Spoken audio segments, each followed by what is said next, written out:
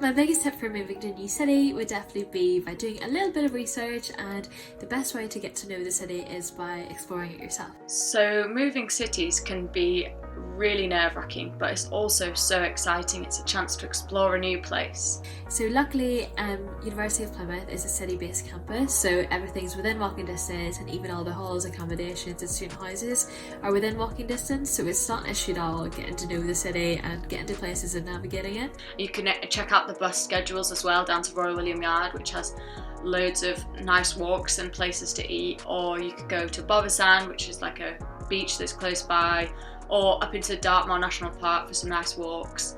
If you fancy going a bit out of the city, the best way would be bus or a train, but train's a bit more expensive, and obviously if you've got a car, that's the easiest way. I think the best thing to do is just get yourself familiar before your course actually starts.